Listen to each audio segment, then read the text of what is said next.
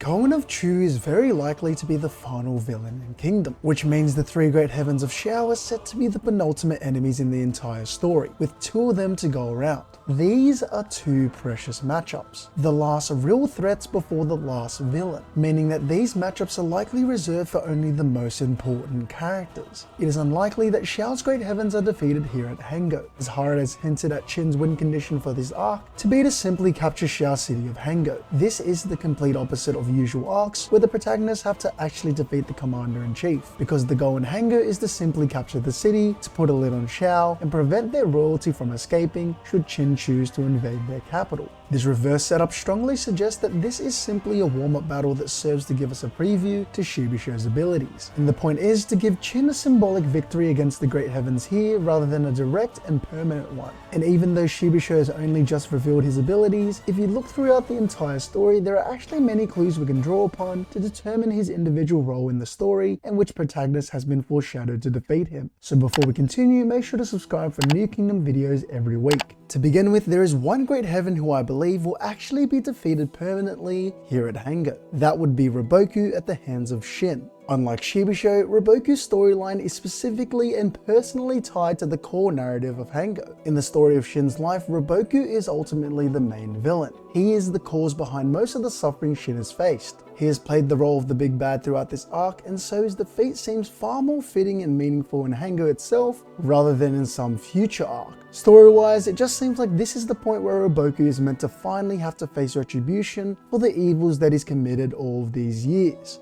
We've also already been getting some degree of conflict specifically between Riboku and Shin, and so seeing at the very least this particular matchup play out to its conclusion in this arc would make sense. And what's most interesting is that defeating Riboku early on would be perfect, as it would finally establish Shin as a great general, one who is worthy of being feared throughout China as each state falls to Shin's onslaught. So if you look at the three great heavens of Shao, we already have a pretty obvious hint to their hierarchy of strength, which would be the fact that Riboku is consistently revered as the strongest great heaven in history. And still, he recommended Shibashou as someone worthy of the last seat, or in other words, as someone on his same level. For starters, it would make sense that Riboku may be the weaker of the two, as he was the very first threat we got to battle, and he is very likely the first one who will go down. On the other hand, Shibashou being the strongest would make a lot of sense, as if you go back through all of his past appearances throughout the entirety of the series, you will notice that Shibashou always gets painted in an invincible light compared to everyone else, and he is consistently coming out victorious against bad odds. And so, Riboku would then be the second strongest among the Great Heavens. Riboku is of course the most likely Shin opponent out of the two Great Heavens, as he is the one man that Shin must defeat to advance on his path.